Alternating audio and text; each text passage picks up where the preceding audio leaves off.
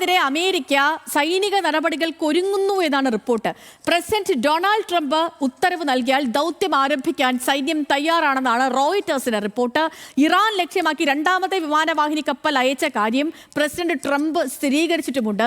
ഇറാനിൽ സംഭവിക്കാവുന്ന ഏറ്റവും നല്ല കാര്യം ഭരണമാറ്റമാണെന്നും വെനസ്വേലയിൽ അടക്കം സമീപകാലത്തെ സൈനിക നടപടികൾ നിർവഹിച്ച സൈനികരെ സന്ദർശിച്ച ശേഷം ട്രംപ് പറഞ്ഞതും ഈ ഘട്ടത്തിൽ ശ്രദ്ധേയമായി. റിപ്പോർട്ട് കാണാം. ഇറാനിലെ ഇസ്ലാമിക ഭരണകൂടത്തെ മാറ്റാൻ US ഉദ്ദേശിക്കുന്നു എന്നതിന്റെ ഏറ്റവും കൃത്യമായ സൂചനയാണ് പ്രസിഡന്റ് ഡൊണാൾഡ് ട്രംപിന്റെ നോർത്ത് കരോലൈന പ്രസ്താവനയിൽ നിന്ന് ലഭിക്കുന്നത്. ഇറാനിൽ സംഭവിക്കാവുന്ന ഏറ്റവും നല്ല കാര്യം ഭരണമാറ്റമാണ്. കഴിഞ്ഞ 47 വർഷങ്ങളായി അവർ സംസാരിച്ചു കൊണ്ടിരിക്കുന്നു. അതിനിടയിൽ നിരവധി ആളുകളുടെ ജീവനാണ് നഷ്ടമായതെന്നും ട്രംപ് പറഞ്ഞു. For 47 years they've been talking and talking and talking. In the meantime, we've lost a lot of lives while they talk, and legs blown off, arms blown off, faces blown off. It's been going on for a long time. Venezuelan president Nicolas മഡൂറോയെ തട്ടിക്കൊണ്ടുവന്ന operation absolute റിസോൾവിൽ പങ്കെടുത്ത US സൈനികോദ്യോഗസ്ഥരെ സന്ദർശിച്ച് ആദരവർപ്പിച്ച ശേഷമാണ് ഇക്കാര്യം പറഞ്ഞതെന്നതും ഏറ്റവും ശ്രദ്ധേയമായി.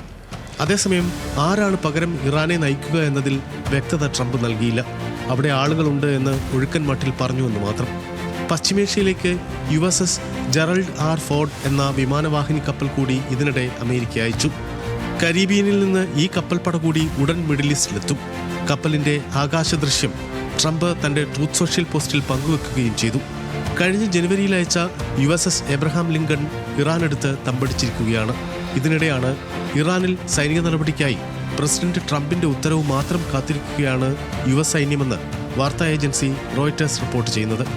ആഴ്ചകളോളം നീണ്ടു നിൽക്കുന്ന നടപടിക്കായി സജ്ജമായി കഴിഞ്ഞുവെന്ന് പേര് വെളിപ്പെടുത്താത്ത 2 US ഉദ്യോഗസ്ഥരെ ഉദ്ധരിച്ച് റോയിറ്റേഴ്സ് വാർത്തയിൽ പറയുന്നു.